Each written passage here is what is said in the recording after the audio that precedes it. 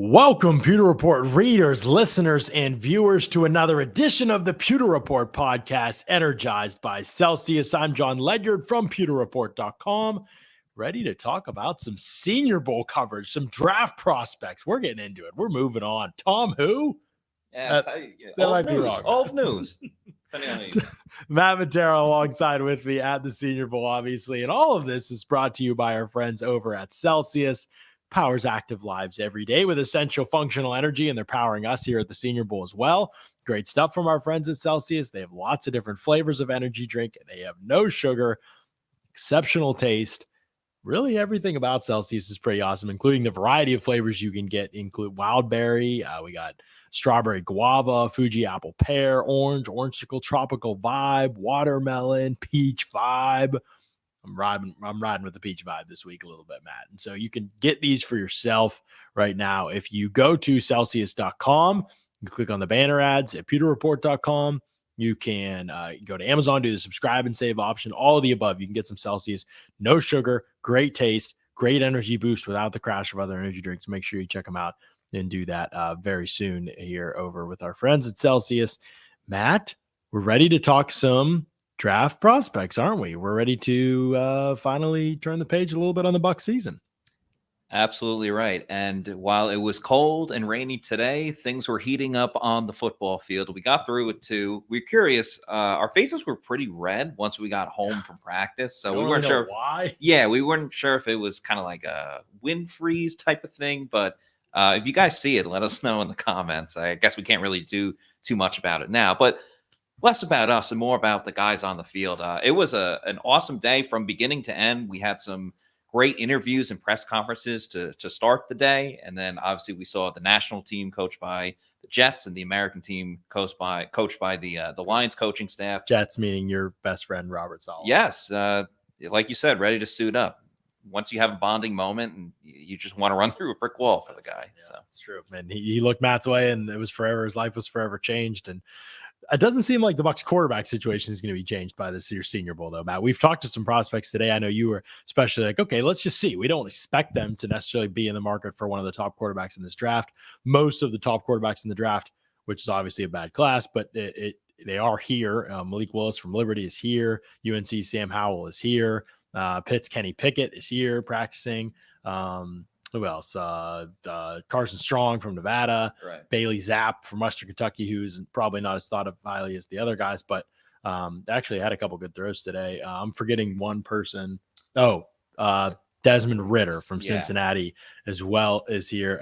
And yes, none of them have been that impressive, but we still had to do our due diligence, ask around, see what's going on with the quarterback group. And at the end of the day, Matt, we found that it was Kenny Pickett. It was Kenny Pickett. And, let's face it, going into this, Kenny Pickett was essentially the cream of the crop of the quarterback group, I think, in most people's opinions, as far as the Senior Bowl goes. And a lot of the times you're going to expect the GM, front office, scouts, guys that are here this week for whatever respective team that you're watching, you expect them to get in contact with most people. The Bucs are obviously a unique, very different situation because Tom Brady just retired. But Kenny Pickett, again, this is why we ask these questions. Kenny Pickett, when I asked him today about if he spoke to the Bucs, he said he did, and he said it went well. It seemed like it was more of a getting to know you type of situation. Obviously, not getting too much in depth, but again, it's still a couple days left here in the week if you want to go more into detail with Kenny Pickett. And then we also spoke to Malik Willis, and he said that he didn't speak to the Bucs. So it seems like the Bucs aren't just spinning the wheel with every single quarterback that could be possible. And depending on what you think about Kenny Pickett, he is technically the star quarterback of this draft. It's interesting what Jason Light was saying last night. I know we talked about this yesterday on the podcast, but he said he was very fortunate that he got Kyle Trask when he did, because a lot of people are talking about that Kyle Trask could be the number one quarterback if he was coming out this year. Hindsight's 2020, and you can't obviously plan that far ahead in the future. But it is interesting that the Bucs were talking to some quarterbacks, because we didn't necessarily think that was going to be the case. And it was a little surprising that Kenny Pickett did straight up say, yeah, I've been talking to the Bucs. Yeah. And, just for people who don't know, it is pretty common for teams to talk to just about everybody at the Senior Bowl. But then at the Combine, that's when it gets a little more serious. There's still levels to that. And we'll talk about that as we get closer to the Combine. So it wasn't necessarily breaking news or anything, but you're right, Matt. It's noteworthy they talked to at least one quarterback here. And we'll see if that trend continues. Obviously, no way of knowing for sure because they've only met with about half the teams they'll meet with at this point in time, being halfway through the week. So there will be more additions to that list, I'm sure, in terms of quarterbacks for the Bucs. They'll do their due diligence, but we saw them actually practice today too, Matt, and that was the part that we can't get those moments of our lives back. We have lost those moments forever watching this group. This is how rough the national team practice started out. First thing the quarterbacks are doing, they're throwing drills, just running backs, just running to the flat, just little flat routes, right? Like, this is routine stuff on air. There's no defender. There's no defense at all. Just quarterbacks throwing to running backs in the flat, not even standing that far away. I'm not kidding. This is not a joke, Matt. Carson Strong, Nevada quarterback, okay? He steps up. Airmail's the first throw. I mean, it's not even catchable. Not even catchable over the sideline. That's like, all right. Desmond Ridder, Cincinnati quarterback, steps up, puts it in the dirt.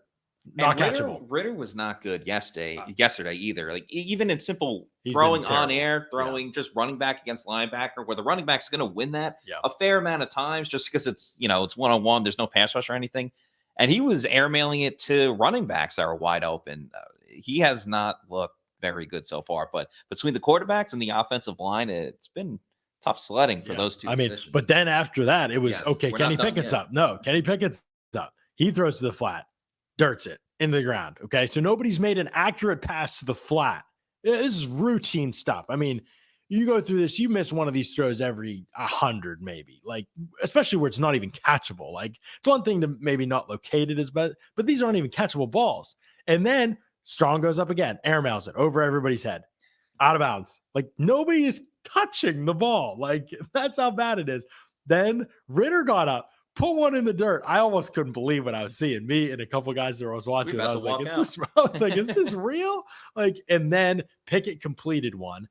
Strong step back up and airmailed a third one, Matt. Unbelievable. I mean, 3 passes to the flat and none were catchable on air to a running back. It was incredible.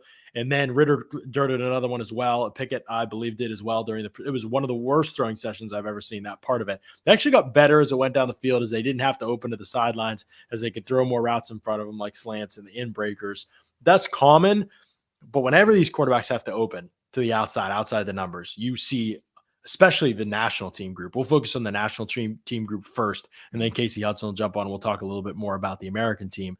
But man, like, whenever they have to do that, it just seems like everything falls apart with these quarterbacks. And that's really where the game evolves to, right? You can live in the middle of the field for a while, but once you can threaten outside the numbers, deep or outside shallow, intermediate, hit comebacks on time, all those are timing based, arm strength based, velocity based, confidence based throws. You have to have good mechanics to open to the sideline and throw. That's where this group seems like it's falling apart. Right. And that's a big thing that scouts want to see. Like, sure, everyone would love to go to their bread and butter and go to the top thing that they're strongest at. But part of evolving as a player, and especially a quarterback, is when you're put in those uncomfortable situations, the out routes you're talking about, hitting the receiver down the field on the sidelines, something that maybe your offense didn't necessarily run in college, or something that you struggled with, but you have to make that throw in the NFL. That's why you're here. That's why you're showing these scouts that you can do these things and that you can take coaching well and progress on these things. But early on, especially in that practice, and I understand, again, it was raining all day. It was windy. It was not ideal. Cold weather can be ideal football weather, but not the rain and the wind that we were going through today. But nonetheless, you're here to put on an audition. You're selling to other teams that you can be a pro NFL quarterback, and it just wasn't the case for early in this practice. Yeah, it didn't look good for a lot of those guys early. Kenny Pickett did settle down. He was okay as the practice went on. Ridder has really struggled here. Strong is kind of all over the place. His accuracy is a real issue.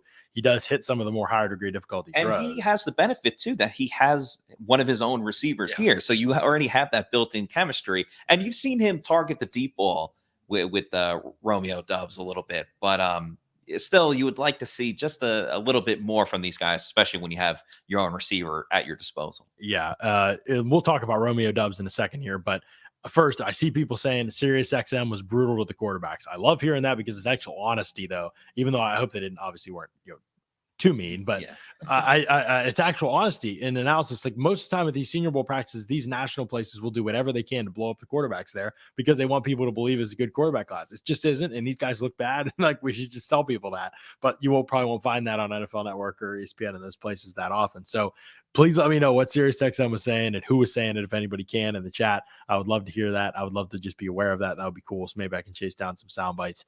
Elliot, we appreciate the $5 super chat. Potential Bucs target Jalen Tolbert was listed at 6'3", but measured at 6 foot. Scandalous. Will this knock his eval down for the Bucs? Is a good question. I think the fact that he was not that big is a factor here, especially because I think the biggest thing is I watch Tolbert more at these practices. He is pretty smooth. He's physical. He has to have good hands compared to some of the other guys here because the other guys here were dropping everything. He's done some really good things here. But he's a mid-round player, it looks like to me. And part of it's his speed. I don't think he's that fast. We'll see how he tests. That'll be a big deal. But if you're not that big and that fast, then you kind of move down. He's on the American team, so we will talk about him maybe a little bit later with Kasey Hudson. But it's a good question, Elliot, and we'll come back to him when we address the American team here in a second. Malik Willis, I see a question about. He's also on the American team. We'll talk about that momentarily. Someone asked about the possibility of Jared Goff to the Bucs. Just want to jump in and try and clarify and give you guys as much clarity as we can to work with. But Jared Goff would be a horrible fit for the Bucs. It's not necessarily the fact that he can't throw the ball down the field. He can. He has a plenty strong enough arm. The willingness to throw the ball down the field is an issue in an offense like this. The other one is quick decision-making under pressure in the pocket. It could be another concern with Jared Goff. So that would be a rough one. I don't see that fit is very likely to happen. But he certainly put up some numbers against the Bucs. So we'll see. Jim Miller was one of the guys saying it, the former Bears quarterback. Yeah, he'll tell it like it is for sure. Here's a good question here from Logan Merrick Talks. $5 super chat. We appreciate this, Logan. As a Nebraska fan, how has JoJo Doman looked? I'm trying to remember which team he's on. Really recall JoJo Doman. Which is he on, the national team or the American team? Look it up. I think he's on the American team. I'm pretty sure. So we'll look that up and try and see which team he's on. But anyway, we'll talk about. I think he's on the American team. I'm pretty sure. So we'll talk about that team in a second. But this is a good question. We'll make sure we come back and address how Doman's looked. Logan, thank you for this super chat. And let's focus on people want to know about the Bucs tight end group, and let's talk about the wide receivers and tight ends that were here in this group. Yeah, he's on the American team, right? Okay, yeah, he's on the American team. We'll talk about him in a second, the Nebraska linebacker, because I did think there was a couple good reps from him in the second practice today. Any word on the Bucs tight end plans? People are asking, and about the wide receiver group as well. This is going to be where the Senior Bowl could play a factor here. There's a good tight end group here. We haven't talked about tight ends much, but today I thought was one of the better days for tight ends. Better the 2 days that we've seen for tight ends here. Trey McBride had a really good day catching the football, had one of the catches of the week for Colorado State tight end. He's largely considered maybe the top guy in this class, and he could be on the board around where the Bucs pick at the end of the first round. So could be an option. We need to see more of his tape, obviously, but he's had a week here where it looks like he's the top guy. He's played really well. Ohio State's Jeremy Ruckert has played well. This is generally seen as a good tight end class. There's some guys that will block in this class. So it seems like there's some guys that are up the Bucs alley in terms of what they are able to do and their what they're able to show in terms of their full skill set, which the Bucs really value at that position. I was watching Trey McBride a lot yesterday, and I found him really interesting because he was winning a lot of his one-on-one routes, whether he was going up against the linebacker or the corners, and he was involved in the team play as well, too. I think it's important. It's one thing when you're winning one-on-one and it's these individual drills that are so segmented that it tends to slant in favor of the offensive player a little bit. So can you really prove it when you're, in team, when you have everyone on the offense against everyone on the defense? But the way he was winning, I found so interesting because in my opinion, when I was watching him more yesterday, when I was focused on the tight ends, he was winning his reps, but he was doing it in kind of an ugly way. Like he would go in, get physical with the defender, and then create separation that way and still be able to make the catch. Or he'd be in very tight coverage and then just be able to make one or two moves to just get enough of a window to make the catch. So I kind of like that he was doing it almost in an ugly way, because not everything's going to be perfect. You're never going to be wide open. So I think a lot of the times the Bucs have run into issues with, and this is a different position, but like Tyler Johnson at receiver, sometimes you need to make those grimy catches on third downs, or a ball that you have to adjust to, or it might be a little bit low. And we haven't seen the Bucs really come up with those big third down plays unless it's Mike Evans or Chris Godwin. Cam Brady has struggled with that at times too. So it was really interesting to see him win in a way that you're not really accustomed to seeing it. And I also really liked Iowa State's Charlie Kohler. He was more fluid as a receiver. I want to watch him block a little bit more. I didn't see him too much blocking, but I know some of the tight ends were having some issues with that. But he seemed like the purest route runner, just more fluid in what he was able to do. So I thought he was interesting in the passing game. It is interesting because outside of Gronk, Bruce Arians, his offense obviously isn't predicated too much around the tight end, but nonetheless, you need tight ends, especially in the red zone. That's where Cam Brady has made his bread and butter. So they definitely could use a receiving tight end, but clearly for the Bucs style of offense, Bruce Arians always talks about that he wants a blocking tight end. And that's been the issue with the guy like Cody McElroy, for as big as he is. And he's essentially the only guy on the roster right now besides Brady, depending on what happens with Gronk.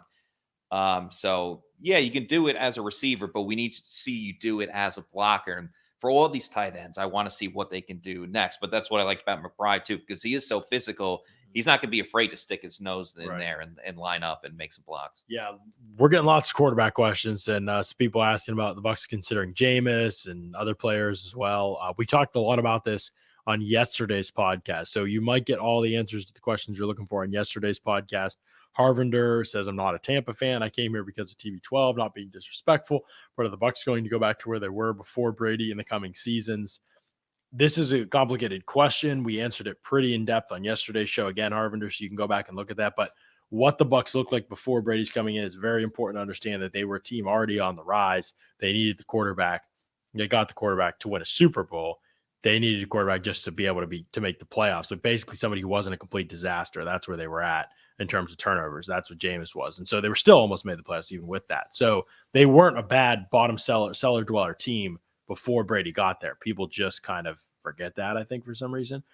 Will they be a surefire playoff team like they were this year and last year with Brady at quarterback? Like, there was no doubt they were making the playoffs in my mind each of the last 2 years. Will they be that? No. We will go into the season probably almost regardless of who their quarterback is. We'll see, unless it's Rodgers or Wilson, probably by some chance. We will go into questions about how good the team could be, and we will go into questions about, will they be a playoff team? Will they win the NFC South? They'll have a lot of things going in their favor. Quarterback is the most important position in the field, and it can be a question mark. I will say, though, that if there's a division that you want to be in after losing your quarterback who's the greatest of all time, it is the NFC South, because there's definitely an opportunity to still win that division, even though you might not have the prettiest of records. And so that's why I'm optimistic about this team. As you just said, it's still very talented, and their road to winning the division is not as rocky as a couple other teams and divisions out there, like the AFC West, for example. Right, for sure. So we appreciate the question. Some of those are going to be on yesterday's podcast as well. Somebody said, just give me Max Williams on a 1-year deal for like $6 million. Vortex, good news. If you have to pay $6 million for Max Williams, you are getting ripped off. So I don't think it's going to cost that much. You are probably going to be paying 1 year $2 million for Max Williams, something like that. So you get to save some money, and you probably get Max Williams. So good news here. Good question from Matt. Big shout out. Must be a big fan of you. Big fan. I thought you had some Matts, and you're Matt Matera. We appreciate this one, Matt. Who is one player that surprised you today, for good or for bad? Let's just think about it on the national team. For me, the player who has continually surprised me this week has been a wide receiver. Today, I spent a lot of time watching wide receivers and DBs because I wanted to get a feel. These are both positions the Bucs could be drafting, but I especially wanted to watch the wide receivers because I don't think one-on-ones aren't really fair to DBs, if we're being honest. Like, it's very difficult to win as a DB in one-on-ones all the time. And so I really wanted to look at the wide receivers, and I was impressed by basically no one on the national team. Khalil Shakir from Boise State, to me, I thought he really struggled. I think he struggled to catch the ball. He's not as explosive as I hoped he would look. Alec Pierce from Cincinnati. I don't know whether he's the type of athlete that can win at the NFL at wide receiver. He's a bigger frame. Could he be a bulk up tight end type of guy? Maybe, we'll see. But right now, I think he's going to struggle with separation. I didn't like him yesterday. He dropped a lot of passes. He dropped a lot of gimmies straight to him. I wasn't overly impressed watching him, especially yesterday. Right. To be honest, the Senior Bowl group of receivers has not been that great, but there have been a couple players that you're like, they can play. One of those guys for me has been Christian Watson from North Dakota State. He's like 6'4". He's a track guy. I was talking to some people about him today that really like him. They were like, dude, you got to watch him. He's good. And he's big, but he has a good frame. He catches the ball really well. He went up and got it a couple times today, made some tough grabs, and it was in some contested spots. Gets open, too, for a big guy. He returned kicks at North Dakota State. He was 6'4". Like, he's like 6'4" in the 200s. Like, he's well put together. He's a guy that I think the Bucs could target. I'm very curious to get to his tape, especially I know the level of competition won't be great, and to continue to rewatch his reps from the Senior Bowl practices. But Christian Watson's a guy that you should definitely have on your radar for if you're a Bucs fan in terms of wide receivers in this class. He's one of the names that I felt like coming out of this week. I mean, Bo Melton from Rutgers has struggled. Romeo Doubs was one of the top names coming into the week, but he just has not caught the ball cleanly. He doesn't separate the top of his route clean. He's big and he's fast, but right now it seems like there's a lot of other stuff that needs ironed out with him. Braylon Sanders from Ole Miss is a good, solid player, but I don't think he's going to be a Bucs target. So when I look at the national team, I said, okay, it's basically, I think, Christian Watson. I mean, Doubs will get some interest, but you got to catch the ball too. I think it's an important part of it. Catching the ball is very important if you're great analysis. If you're a wide receiver. I was watching more of the offensive defensive line today, so I'm going to pick a player that I'm not going to say I was necessarily like overly surprised by, but there was a clear cut player that was like the star on the defensive line. So this guy maybe didn't get as much hype or attention on the day because Perrion Winfrey from Oklahoma was dominating today. We can get to more about him in a second, but I'm going to go with defensive lineman from UCLA, Otito Ogbonnia. I'm just going to keep calling him Otito because I'm not exactly sure. Yesterday, he actually reverse pancaked a dude and was on his way running back to the huddle before the guy's body even hit the ground. It was insane. So he pancaked another guy today during the one-on-one drills. But the thing I really liked was he was lining up a lot under center, lining up the defensive tackle position. That's obviously a position that the Bucs could be interested in, especially depending on what happens with Ndamukong Suh. You have Vita Vea right there, but you also have to have another guy line up next to him. And Will Golson, while we think he's going to come back, he's still technically a free agent, and only Nacho is the only other guy under contract.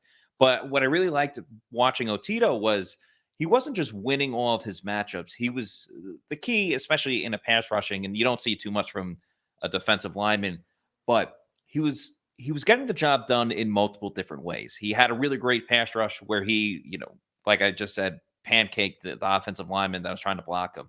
He did it with power. He had some moves too. He was quick with his hands. And I really thought that was a good sign for him with a player of his size to be able to move well enough and to throw in some different pass rushing moves to win his reps.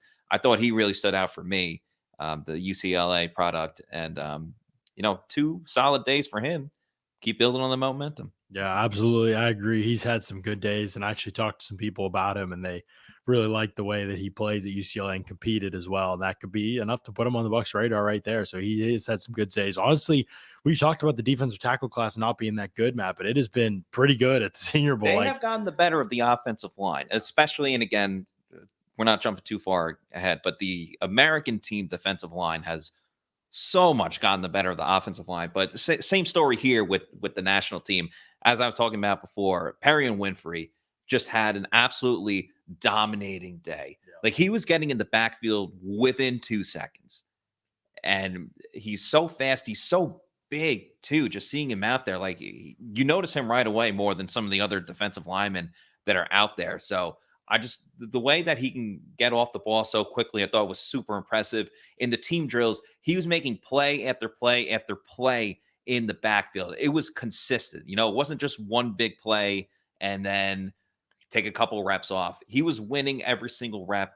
He was dominating out there. And even the one play where he didn't get off the ball well, and he actually got pushed back a little bit. He kept the motor going. He kept the effort very high. He got back into the pile where the running back was still trying to gain an extra yard or two. He stripped the ball out and recovered it too. So he was creating turnovers on even a play where he wasn't even at his best.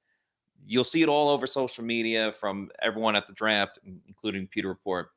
But Perrion Winfrey went out there and balled today. And I thought he was the most impressive defensive lineman across the board out there. Yeah, he really has had a good 2 days, to be honest. And he's not the only one.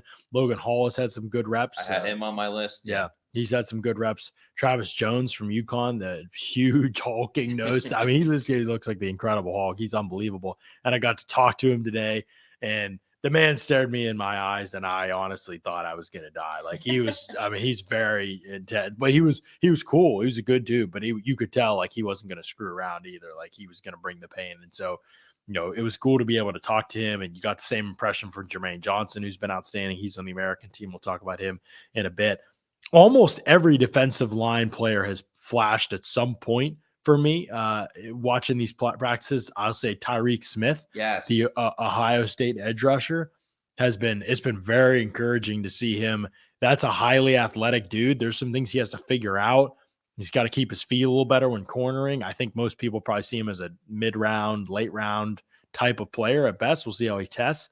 But I think he could test well, and I think he could be a nice little special teams developmental edge rusher who could run down on special teams. He's that athletic and do those kind of things. Yeah, he's another guy that was quick. And what I like, too, is on a lot of the drills, the edge rushers, they could make a move and go to the inside, but it's not as fair because, again, when it's just one-on-one, if you try to make a move to the inside, the starting guard is right there too. He didn't. He kept going outside. He used that bend. He used his speed and quickness to get out there. And I thought that it's admirable to go about it the right way and not try to take a shortcut. He is very much an edge bender type of player, Tyreek Smith. We haven't seen a whole lot of, can he use power? Could he get inside? Like, how much pass rush variety does he have? But I've always said, if anybody who's heard me talk about edge rushers before, I've always said, like, you have to be able to win outside the tackle first. If you can do that, then you set up power moves because they're oversetting you a little bit. You set up moves to be able to get back inside because they're oversetting you a little bit. But if you can't threaten the edge and if you can't win the edge, nobody's going to fear you. They're going to sit on your power. They're going to sit on your inside moves. And it's harder and harder to win as a pass rusher in the NFL. So that's a great I always look for those things first. When you can do that, I think it's really impressive. One guy who hasn't stood out to me that much is Arnold Ebiketie from Penn State. Really thought that he was supposed to be one of the top guys coming in. I think we had him in our Pewter Report mock draft earlier this week, and I was expecting a little more from him. He hasn't been horrible, but honestly, his teammate, Jesse Luketa, had probably the rep of the day today. I mean, he's in the American team practice, but we'll talk about it now. He came off the ball, Jesse Luketa from Penn State, and he erupted into the frame of 6'8", 387-pound Minnesota right tackle Daniel Faalele. And he flattened him, Matt. It wasn't a slow collapse either. He bent backwards and down on his back. It was honestly everybody in the place. Everybody in the field went, exactly. You could hear the gasp from everyone in the stands, on the field as well, too. It was early in the practice, too. So it kind of set the tone in that sense. And Faalele has been, while we've been bashing the offensive line, clearly he got annihilated on that rep, but I thought he's been one of the more above average offensive linemen that have been here at the Senior Bowl. But yeah, I mean, that was an all-time play as far as highlight reel splash plays in practice over the last. Some of that stuff gets overbilled at times. The guys fall down, they trip, or it's just kind of a slow fall down. Both guys fall down. This was complete domination. Like he exploded and it was over in an instant. It was awesome. It was awesome to watch. Good questions in here, by the way. I appreciate SK. Zachary Carter seems to be flying under the radar. Solid dude. Round 3 Bucs fit. He has had a couple. He's done some good things. He can actually like move for a D tackle. I just don't know. The question is going to be, can he make a pass rush impact? Does he have the skill set to be able to do that? I know he has the traits, I think, but does he have the skills yet so far with his hands and his moves and things like that to make that kind of an impact? And as a defensive tackle who might be more of a 3 technique, how's that going to hold up against the run? So we have to kind of rewatch some of the team tape probably and see how he's done in those sessions. But I do think he's flashed like movement skill ability a little bit that I wasn't necessarily expecting. So I'm excited to get more of a look at him. He's on the American team, by the way. So we'll talk more about him in a second. Somebody asked, who's the biggest freak so far on the D-line? I mean, I think it might be Travis Jones, not because he's not like unreal athlete.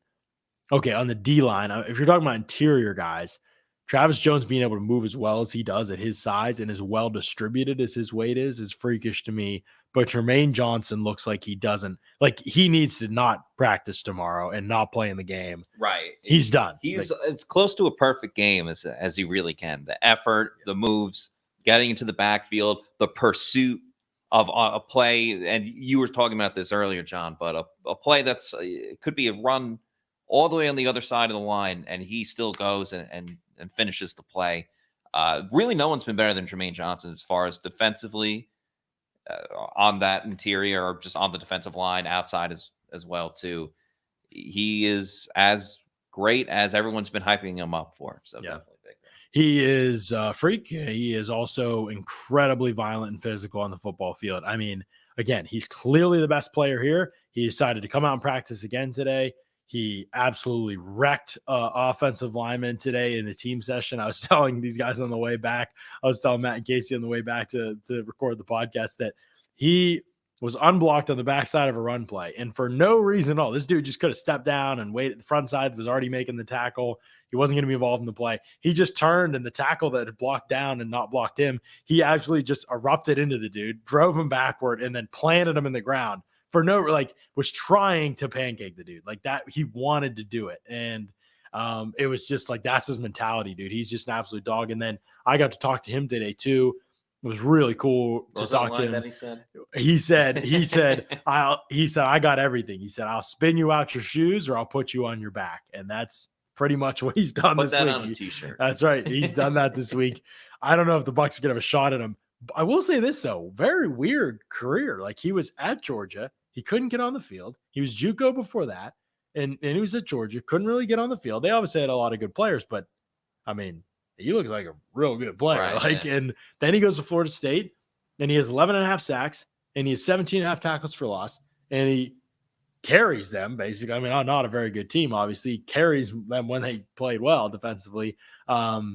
Very interesting to sort through all that. I was actually excited to talk to him because I was like, man, 3 different teams in college. He's redshirt senior. Like, so he's not young necessarily. Was he just beating up on young guy? Like, but man, he seemed like he had a real mature disposition. He was team first, everything. And some of it's coached up probably in terms of how you should respond, but it seemed really genuine with him. He literally was like, he's like, I believe that I'm put on this earth. I believe that God created me to serve people. Like, that was what he said to me. Like, I was like, oh, you don't hear that kind of language very often from draft prospects, usually trying to talk about themselves in these interviews. He was talking about other people and his teammates the whole time. I thought that was really neat. But then when you asked him about his skill set, all the confidence in the world, like, he was ready to ball. And I think he's the kind of guy that the way he plays, the energy and the physicality he plays with could be transformational to some units. Yeah, we will see. It's just, again, this is why you're here in the first place, to put on that effort, to show it in front of different scouts and GMs. And I think you make a great point too, with the fact that he carried the Florida State defense. There wasn't, they have talent there, but he was their number one guy. And that's not really to be debated at all. And then he comes into a group here where there's a lot of other big name players, and he wasn't chosen as one of the first guys to go and speak in front of the podium on the opening day when when Jim Nagy was speaking as well too. But he's come out, he's dominated. He's clearly helped himself move up in the draft. I mean, there's obviously a long way to go and more scouting and more tape and the combine and everything, but he's put himself in a great situation to really get on a lot of teams' radars for what he's done over the last 2 days. Yeah, no question about it. He's been the biggest freak. People asking about Tom Brady's retirement, how we feel about it. We honestly talked about this a ton yesterday. Career. Yeah. All the best to him. Love him. It's great what he's done in Tampa. But congratulations on his retirement, because he earned it. For sure. Let's keep rolling on the defensive line. I got to talk to Boy Mafe today, from Minnesota. And he talked a lot about Tyler Johnson, raved about Antoine Winfield and what a leader he is. So it was cool to get some of his comments about how he played with those guys and would like to be next in the Bucs pipeline. And he met with the Bucs too. And again, it's pretty clear to me that they're just meeting with everybody at this point in time. But there were some good performances. Somebody said Zion Johnson clips today. Yeah. So Zion Johnson is, I think the reason why the buzz isn't quite as strong with him, maybe from the Senior Bowl, is that they've had him at center for a lot of reps, and that's new for him.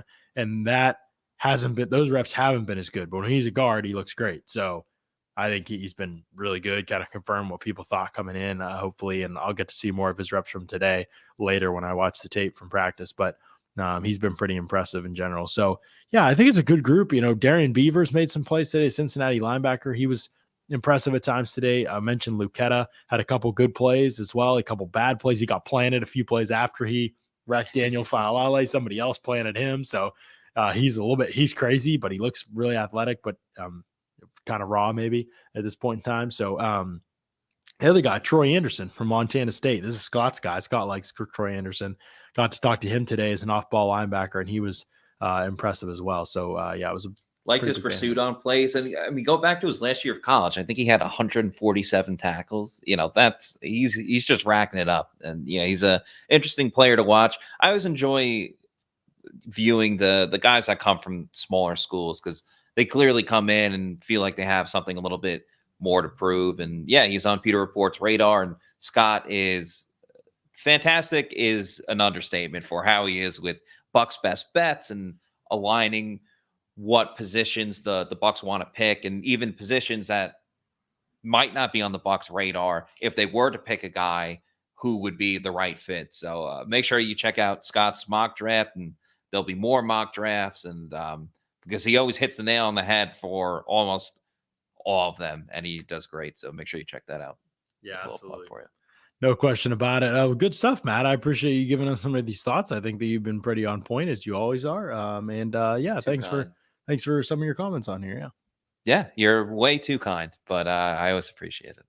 Yep. All right. I know you got your scheduled phone call with Robert Saleh to talk about over today's practice and how things went. So I'll let you get to that. And while we're doing that, and while Kasey is coming over here to jump on and give you some of her thoughts on this practice today and what she saw from some of these top prospects, we got to talk about our friends at Underdog Fantasy, because right now there's some great stuff happening here, folks. And you can double your first deposit right now up to $100 with the promo code Pewter, Pewter. Underdog Fantasy is the site. And the ability you have with Underdog Fantasy to play a lot of, just honestly, the games are fun. They have tournament style that they do. There's best ball leagues. There's player over under player prop bets on player stat lines, which you got to do as well. Those are a lot of fun. You can do a pick 5 and win up to 20 times the amount of money that you put in as well. So it's really fun stuff with Underdog Fantasy. Can't recommend it enough.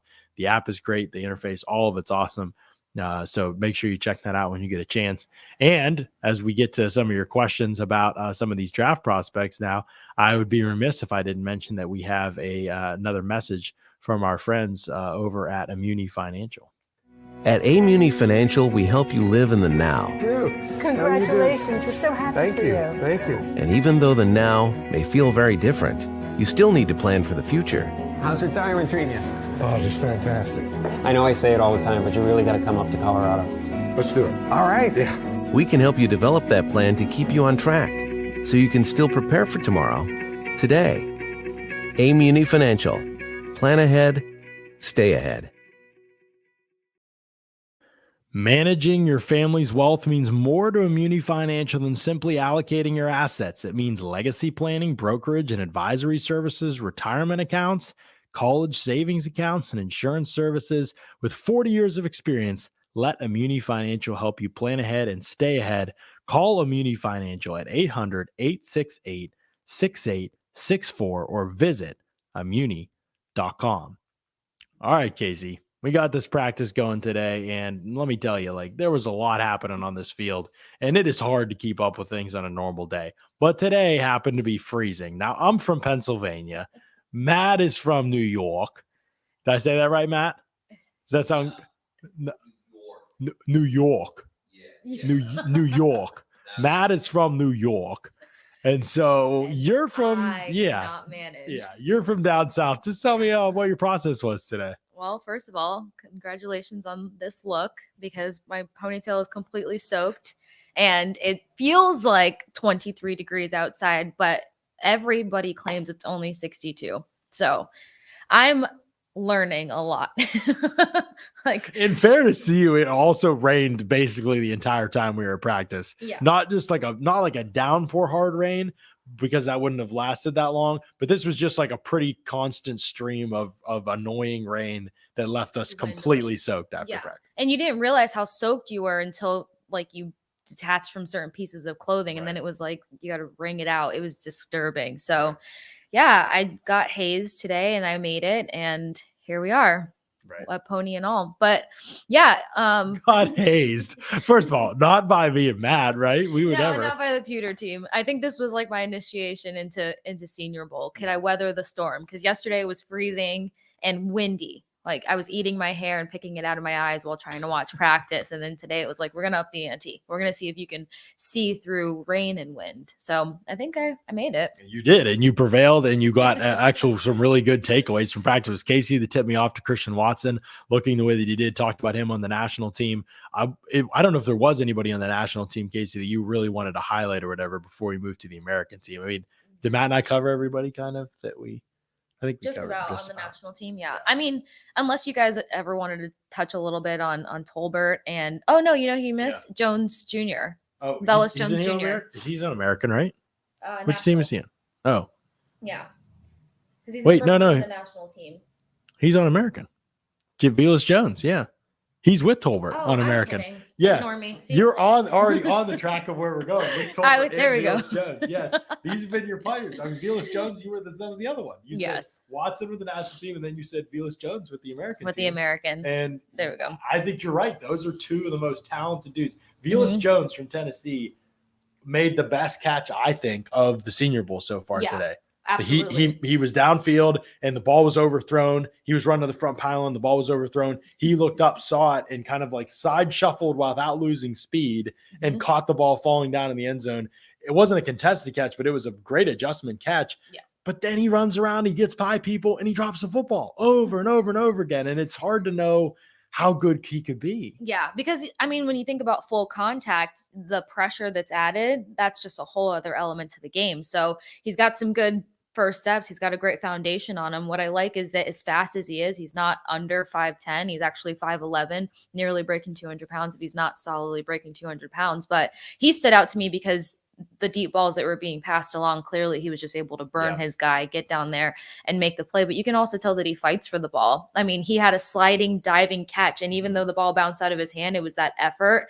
And with the conditions out there, we don't know which direction that would have gone. But that's the kind of guy that seems coachable, seems like he can learn a lot and actually be, an asset to the team. And he also is one of the top 5 returners this past season. So versatile guy. You can use him on special teams. He can help out in the wide receiving group. I think that there's something special about him, and he's a Mobile native.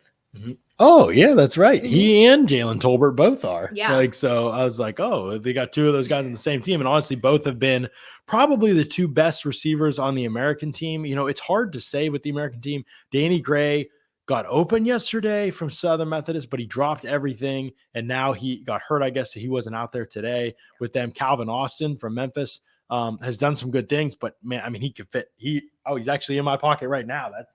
That's what I'm talking about. Like he's like 5'7". So, I mean, he's very, very small receiver. Those guys in the NFL, it's going to be a lot easier for them in the Senior Bowl practice than it will be at the next level. Trey Turner from Virginia Tech, he stepped up a little bit today. He looked way better today. Yesterday, he couldn't catch for the life of him, but maybe it was an acclimation period. Today, he looked a lot better, even starting out from drills. I mean, there was catches that were taking the guys a minute to get situated with. I actually liked the drill. Did you see where they had the blue bag set up and they threw a tight pass barely in between it and the guys had to catch it? I mean, Turner was the only guy that could accomplish that.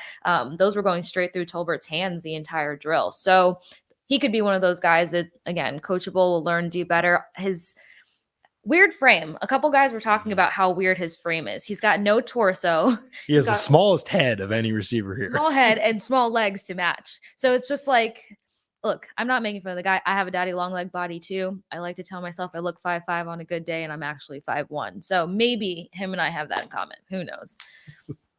I thought more than anything with Tolbert, I'm just not sure how fast he is. Like, Yeah. and that, you know, you're watching a guy at South Alabama, and you're like, okay, he can get open at South Alabama, but those corners are probably, you know, running 4.7s, a lot of them. And so you really need to see him against better competition. And while I think he's still good in some areas for sure at practice, I have not seen the athleticism. Like Christian Watson, for example, looks more athletic. You're watching an FCS guy in Christian Watson, and you're saying, how does it translate? And his strides, I mean, being a track background, like he can open up, he can run away from people. And honestly, I haven't seen that from Tolbert. And I came in, Tolbert was my favorite guy of the ones that I'd seen at this Senior Bowl.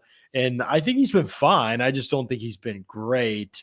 And I think that Watson has really intrigued me. Velus Jones' movement ability intrigues me. But again, you have to be able to catch the football consistently. He might have had 4 drops today in practice. And I know it was rainy conditions today, but I mean, like, this is part of the game. Right. Like, you're not always going to be playing in dry stadiums. So it's, you know, this is a great chance for these guys to really show their hustle and their ability to adjust. I love the fact that you pointed out that big play that he had, because he does look like the kind of wide receiver that's going to give a guy, you know, wreak a little havoc. He can cut without slowing down. He's not doing the most when he goes into his cuts, and his adjustment, you know, following the ball and stuff is very impressive. So I'd be intrigued to see where he lands, but it was Watson that just took it for me. You guys, I mean, there was a completely different list I was working off of, and I text John during practice and I'm like, who's this kid? Yeah. But what stood out to me, not even to get too deep into the Watson thing, is just we learned this season that Bruce Arians likes wide receivers that can also block, and he's a strong guy. When he gets his hands on somebody or gets in the lane and stuff, you can tell that he's very comfortable doing that. They said that he was really solid with special teams too. They used him as a returner. So that's the biggest return. I mean, 6'4" returners are not very common. People mentioned, I think, earlier in this chat, but they're spot on. North Dakota State, you got to be able to block as a wide receiver if you're going to play on the field. So definitely a potential Bucs target, I feel like. I would like to see him in a Bucs jersey. They won't play Scotty Miller, so now I get to pick somebody else. It's Christian Watson. Right. Yeah, I think he could be a guy that definitely you have on your radar. Dontario Drummond from Ole Miss, I just want to touch on him as the last receiver we haven't mentioned. I cannot figure this dude out, man. Like, his at Ole Miss in his tape, he plays in the slot a lot. The offense is simple. He only runs like 2 routes. And a lot of time it's free release in the slot. He goes out, he literally runs 5 yards, turns around, just a quick little hook route, catches a football, and he can do some things after the catch. He's a little bit slippery for a guy he's probably the thickest receiver here. He's not the biggest overall, but he's probably the heaviest receiver. He's like 217 pounds, I think he came in at. And he's thick, like his legs and his torso. He's got a bubble butt. Like, looks like the kind of guy that, you know, he could get some handoffs. You know, I'm not comparing him to Deebo Samuel, but Cordarrelle Patterson was the play. I watched him and scouted him on tape, and I said to Scott, I think his ceiling is Cordarrelle Patterson. Maybe not even this year Patterson, because this year was kind of an anomaly for Patterson's career. But a normal year Cordarrelle Patterson type of player, like last year with the Bears, maybe. And I think that's kind of maybe what I've come away with this week. Like, he's not a super polished route runner, but he honestly made some good moves. I think he has potential to learn some things. Yeah. He seems very raw, but I think he's a pretty decent athlete, and he's got really good size. Yeah, I like his size for one, that's for sure. It's just some of them in that group, the secondary wasn't all that flashy. So for me, it looked like he was kind of struggling to get the guy off of him a couple of times, but maybe that's just kind of, you know, him still figuring out what he's doing. And he's definitely still figuring things out. Yeah. Like, you could tell that he's processing a decent amount out there as he's getting ready to go, because he's not very explosive, but maybe that could be his size. So yeah, he's just kind of hit or miss for me. Yeah. He's definitely somebody that's still developing and learning, but he has been tricky for me to figure out. I feel like I have a good beat on everybody else. He is an interesting player, and interviews with him might go a long way with teams. So we'll see how that process goes for him. Isaac wants to know how somebody asked, by the way, if Brady was God. He is God, I think would be the proper, you know, I would say, because Brady's still alive and God's still alive. So that might be, so he is. I don't think I would go quite that far, but God with a little G, is he a God, a GAWD, as the kids say? Does that work? Yeah, that works. Okay. I wouldn't give him the capital.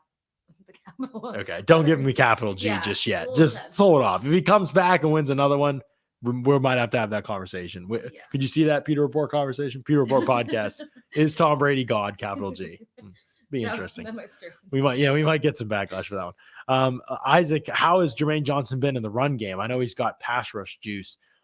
I think he's been really good in the run game so far. This group of tackles, I mean, we gotta take it with a grain of salt, probably. But on tape, he was really good in the run game. Like I had more questions about like how his pass rush athleticism would translate to the NFL, and I still kind of have those questions. But he ain't proven anything here. Like, dude does not need to play tomorrow, and he doesn't need to play in the game. He loves playing though. That's clear. It's fun to watch him. So we talked about him earlier in the pod too. By the way, Isaac, in case you missed it. guys. Yeah, we talked about some of the dominance that he showed. So maybe we'll make sure I get to all the questions. SMU receivers are nice. Somebody said, okay, not wild about the SMU guys so far. Sorry, calm down with the 5'7" comment. No, I'm just talking about for a wide receiver in the NFL. I'm not saying I'm talking about 5'7" in general. Just talking about in terms of he's out here with Christian Watson 6'4". It's a good question from Harvinder. How much can you really learn from watching players of the Senior Bowl? Is it just a coin toss? I mean, the draft to some degree is a little bit of a coin toss because there's the aspect of character, work ethic, and health, which are three different things that you don't always know about players going in. You might get a glimpse of it if you get a chance to interact with the player and that comes out, but you might not, and it's dangerous to draw conclusions from small sample sizes of interactions like that. So there's always going to be that level of for us in the media, Harvinder, but there's a lot you can learn from watching. It does take time to learn it, like in a lot of Senior Bowls to go to learn it and to observe and just practice in general. You know, you see a guy win one-on-ones. Okay, like how's he winning one-on-ones? You think about O-line, D-line.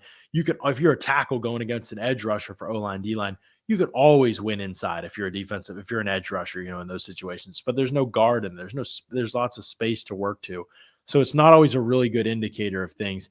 It's about how they win and whether what they're doing to win is translatable to the NFL and who they're doing it against too. Travis Jones runs over the Fordham guard that's here. I forget his name. I apologize to that guy who actually had a good day today, by the way. That guy bounced back from getting absolutely wrecked yesterday.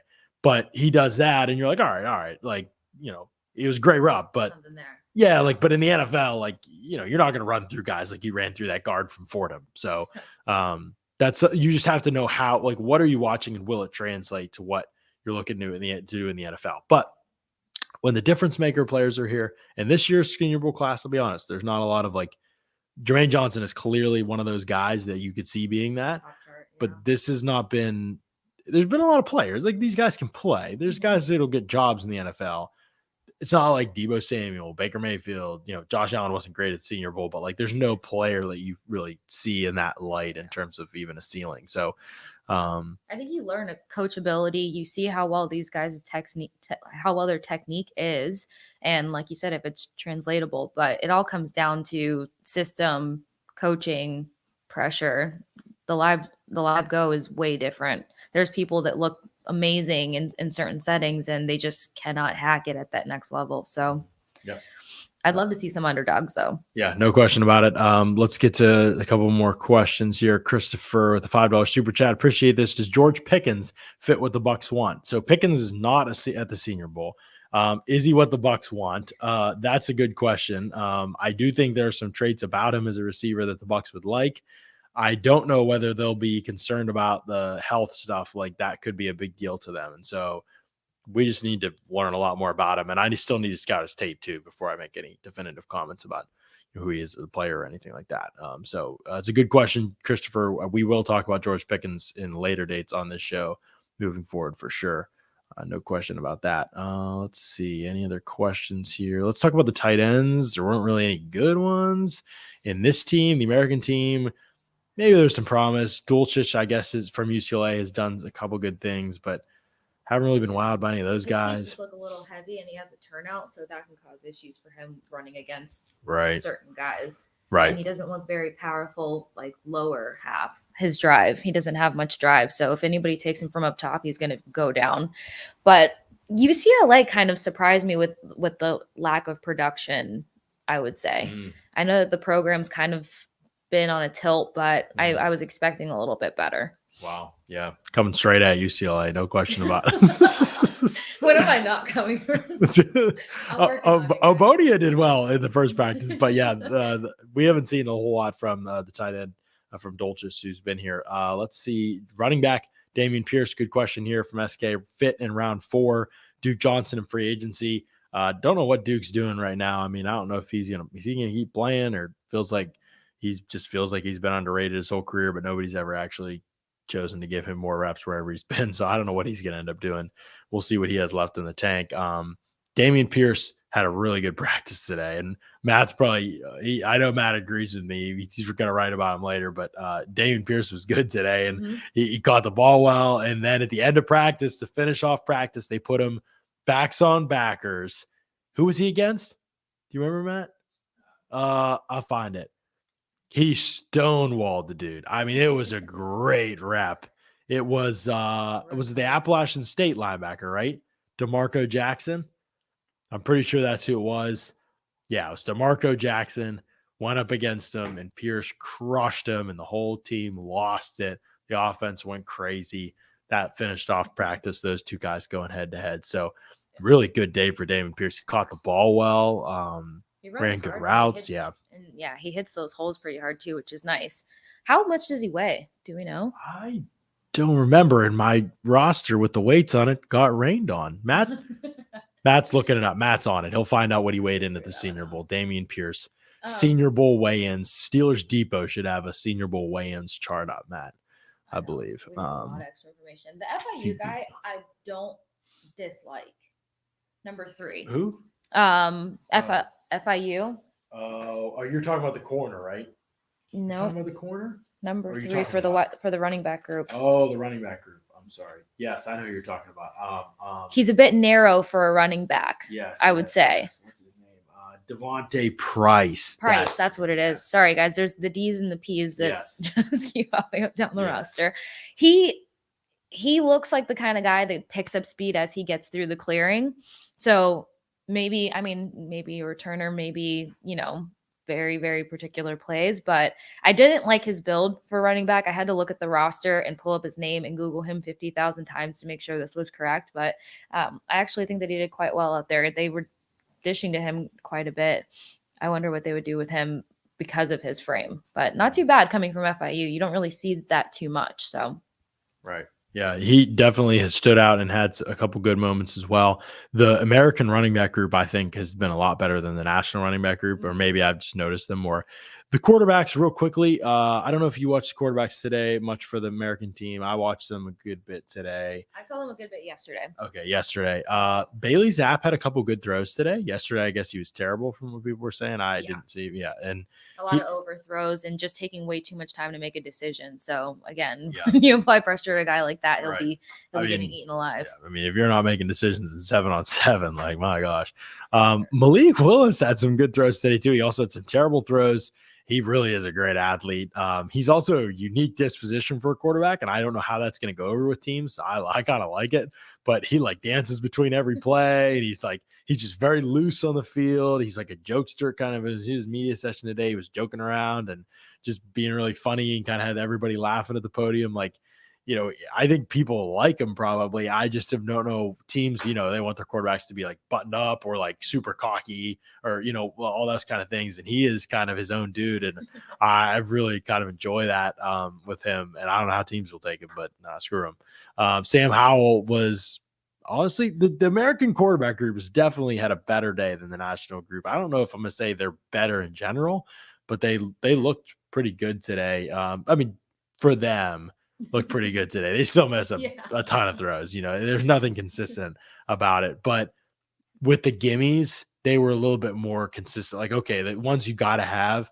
And it was still raining. In fact, it was raining harder probably in their practice. It was definitely way harder during and more. And the ground was probably wetter as a result too. And because they had the second practice, and as I was going to say, the wind was also picking up at times too. So a good showing for them in those conditions to be able to play like that. Yeah, absolutely. I agree. And I think that probably I know a couple guys day one, they're just, you have nerves, you're overthinking things, you're still learning plays and playbook and whatnot. So the good part is that I think there was a decent amount of guys today that just showed that they needed a minute.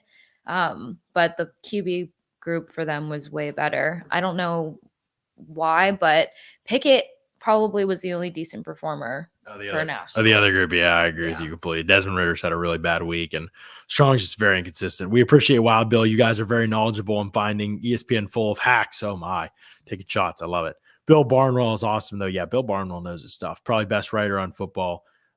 Similar to Zach Lowe for the NBA. Yeah, Zach is awesome too. Yeah, so there's definitely good people. There's good people at ESPN for sure. You do have to wade through too many bad ones to get to them sometimes, but they're very good people at ESPN. A couple of really good ones for sure. Let's see. I want to make sure we get to any questions. Any good? What's that?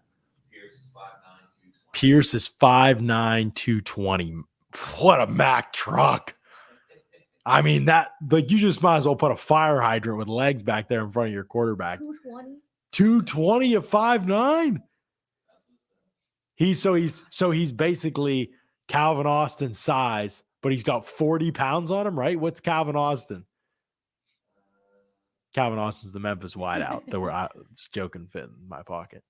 220. I mean, 220 at 5'9", and that's just happened at a weigh-in, so that's accurate. Calvin Austin. 5'7" what? 3/8. 170. 5'7", 3/8, and what do you weigh? 173. Get out of here. Like, so he's 5'7" and 3/8, so he's about 5'7" and a half. So he's about in 5'9". Pierce was 5'9" flat. So Pierce was an inch and a half taller and almost 50 pounds heavier. 50 pounds. That's a whole kid.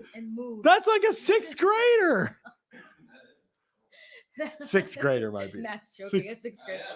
Maybe sixth graders. Fourth grader? Yeah, there we go. I have no concept. Elementary school. My daughter's 5. I'm not there yet. I don't know. I don't know these things. But anyway, 50 pounds. That's incredible. I mean, what an absolute slab of beef. Like, Dameon Pierce is a tank, man. I love that dude. Yeah. He's honestly had a really good week. And they did pass pro drills today, and we'll go through the all 22 and look more at some of the results of those drills. But it looked like he did a really good job in those backs on backers drills too. So he's making himself definitely strong guys. Yeah, some money this week for sure. We haven't really talked about any of the offensive linemen because there haven't been a ton of standouts on either team necessarily.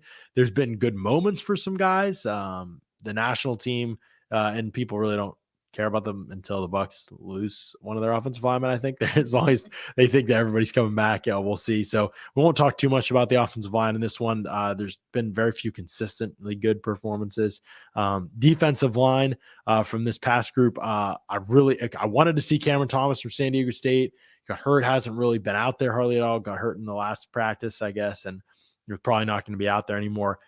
Some people have said Kingsley Enagbare from South Carolina has had a good week.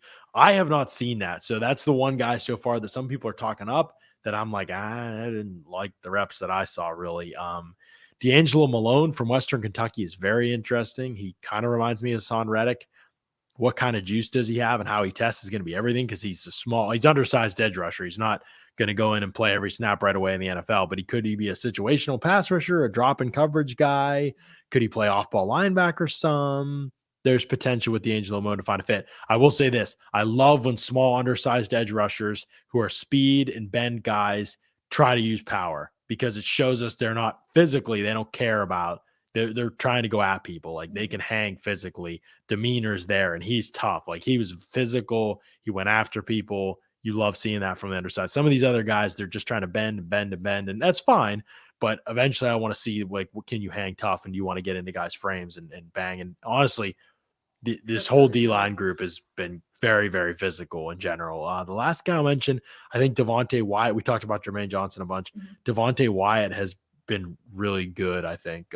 He's been one of the standouts to me, and he's made some really athletic moves too. This D tackle class has the Jordan Davis types and the Travis Jones, the guys are going to be good run stuffers. What's the ceiling? What value are they? Wyatt to me shown that he might have a little bit of juice too, playing 3 technique. Maybe he can be a gap slipper or somebody who gives you some impact as a pass rusher. I think what I liked about this group the most is they're extremely physical. every single guy out there, whether they were, as equally hype as the guy next to him, they were all very, very physical, a lot of drive, a lot of power. They owned the offensive line. I think that's another reason none of us could get the biggest take on any of these guys, because they were flattening them out or just driving them off the line. But I love the physicality. It just shows you how hungry are them to make the play. And depending on what system you're locked into, it's going to be that physicality. It's going to win you out sometimes, besides just being, mentally smart about it and getting a good read on the guy you're matching up with. So I like the fact, and they were all super hype. They were the loudest group on the field. Yeah, no question about it. Defense has been the better unit in both practices. Today was a little more even. Yesterday was absurd. Like the offense couldn't even snap the ball. It looked like one unit didn't belong out there at all. Matt's laughing because he knows it's true. It was rough. Charlie Abrams says 5'7", 173 are my measurables. I missed my calling. Yeah, sorry, Charlie. You could have been out here with Calvin Austin. Dominating. Yeah. People talking about Washington Commanders. Oh, my buddy. Oh, we have thoughts. We have no time for that on this pod. What a mistake. Let's just give it a thumbs down. What a mistake. Nice. Awful. Good. So many better choices out there. Just rough. Rules if you insist on going that route, but yeah, they just sound like Canadian football team. So yeah, they definitely sound like an XFL team, like Washington Commanders. It doesn't feel like I can't believe this is real. Like they literally they put that on vehicles and drove the equipment out, and they did this. Uniform. Yeah, they made it official. Yeah, they like willingly they pulled people for months, and people said this is a horrible name, and they didn't care. Like they just did it anyway. Sounds like pretty much everything Washington does. Not listening to good advice. Let's talk about our friends over at, before I get too testy, over at Pin Chasers. Pinchasers.net. You can find out about all the specials going on at Pin Chasers. Bowling, food, and fun. Take your family out. There's all-you-can-eat pizza nights. They serve breakfast food all day. There's 3 locations. They're right there on the screen. There's awesome food, awesome fun, football. You can watch the games there too, right, Matt? Watch the game. Oh, yeah, I can't watch the game. Take the family out to Pin Chasers. It's an awesome time. Make sure you check those out. This is a great opportunity to get out with the fam. We got the Ledger fam's doing this again soon. We got to get out there and get some bowling in because I need the practice, especially if I'm going to be in the Pewter Report Bowling League. So make sure you check that out. Good stuff with our friends at Pin Chasers as well. Kasey, we've covered a lot of ground on these rosters. I think we let people know a lot. Tomorrow we will not have a practice. There will be a practice. We are not allowed to practice because there is the threat of inclement weather. I might get a little testy here, but here's the threat of inclement weather. The crazy thing about that is that sometimes it doesn't happen. So maybe we should wait until right before, or maybe if you're going to close us out of practice, we should be told well ahead of time. Both of those things would be awesome. But instead, we were told today, a couple hours ago. And so we are not going to be at the practice tomorrow, but it will be part of it will be on TV. We will be watching. We'll also have the practice tape.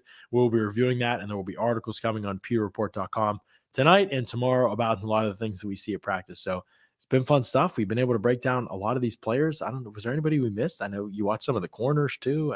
Roger McCreary for the win. Yeah. No, I like Kobe Bryant. Oh, okay. Close it out with some thoughts on Kobe. All right. Kobe Bryant, size, gotta love it. Strength, gotta love it. He knows how to minimize the space between him and the guy he's going up against. But my favorite thing about a guy like this is that you could tell that he is smart, and he even talked about his football IQ when we got to chat with the guys earlier today. So Kobe Bryant, so this was the disappointing part. He says he hasn't talked to the Bucs. I would actually think that he'd be a solid fit just because his size, and he could, I don't know, when you have football IQ, I feel like you make really good adjustments on the drop of a dime. You're analytical, but he did really, really good at being sticky in coverage against every guy that he went up against. And I have a recording that I'll be throwing on Twitter at some point when we get to breathe, because we had to multitask. Huge. Trying to find the guys' names, read their helmets. I learned I'm colorblind apparently. So we couldn't tweet during practice because it was raining too hard. Our phones were getting soaked. But yeah, my phone was shutting down. But the other thing with Kobe Bryant is that he had a great matching with Christian Watson. So 2 guys that really stood out to me the most. They had a great matchup. He was extremely sticky with him. Watson still gave him trouble. So I loved the dynamic between them. And he's really embraceful of a challenge. He likes speedy wide receivers, even though that they give him, wreak havoc. But Kobe Bryant would be the top of mind. I thought McCreary would be, but I think Bryant was just more consistent across the board in terms of learning and showing out. Kobe as an outside corner, maybe McCreary as an inside corner, like a nickel type could be a projection for the NFL. But yeah, I agree. Kobe Bryant, I might not be the greatest athlete, but he competes and he finds the football. Like he competed and found the football. He let some separation go at the top of the route, receiver going back to the ball, but he just kept playing. He ripped the ball out as the receiver caught it, closed. So yeah, and it is Kobe, Coby, for people asking. Yes, that is how you spell his name for sure. So the corner group there's nobody that's like looked like a first rounder to me or anything like that in terms of special traits or ball skills or anything. But I think McCreary and Kobe Bryant, and there's been moments for other guys. I think Cam Taylor-Britt's had some moments. Tyson Anderson out of Toledo, he actually had pretty decent moments. You could tell that he's got a really nice jump on him, which, I mean, for somebody who wants to see more interceptions or break up passes, he could kind of be that guy, but he was a nice surprise here and there. Again, not many guys were that consistent, but I would say Tyson Anderson out of Toledo was pretty good. Woolen, I was giving him a lot of crap yesterday. I was not very impressed, but I did forget the fact that he went from playing wide receiver and switched over to cornerback, and he's only been playing cornerback for 2 years. So he has the athleticism. It's just getting coached up a bit more so that he can actually be an asset, but it would be interesting to see where he goes. Yeah, no, it's a good call. Woolen had some moments as well. Some of the bigger name corners to me haven't been that good here. Like people have talked about Mario Goodrich. I see some people talking about him in the chat. I saw him get beat a good bit, and when he doesn't get beat, he's usually holding the guy. Like, I don't know. Yeah. He doesn't look like he's really can stay tethered with good technique here. I haven't seen much of him outside of here, so just here is all I can comment on. And I haven't seen every rep either. We're going off of a couple reps here that we've seen probably. And these guys don't get reps all practice. They only get a handful reps. Half the practice is on air and stretching and positional drills. Like it's not really, so we're talking about a small chunk of time here. Keep that in mind. Darion Kendrick from Georgia, who was at Clemson obviously before. I thought but see more from him. Alontae Taylor from Tennessee. He might not be able to play press man. Just from what I've seen, he looks so tough when he has to flip his hips at all off the line of scrimmage. He might have to be like an off-ball corner, and even then, I think the athleticism is going to be a real question mark. We got to see. He's physical and instinctive in some ways, I think, but there's definitely some questions about like how fast and how smooth he is in his hips in terms of turning and running and things like that. So, all right, we've done a lot. We've done over an hour on this pod. We have more we want to talk about. We just talked about Roger McCreary a little bit, Matt. So you can check those comments as well a few moments ago on the podcast. So we'll have more thoughts on a lot of these guys and a lot of other players in coming weeks, days. The Senior Bowl game is on Saturday. We'll see how that one goes as well. Hopefully there's some more good things from prospects in that one. And then we'll be back next week with more on the podcast, as we always have, covering the Bucs and covering the NFL draft and Senior Bowl and all the good stuff. So we appreciate y'all. Thank you all so much for tuning in. Hit that like button on the way out before you leave. Thanks so much for listening to another edition of the Pewter Report podcast. Out.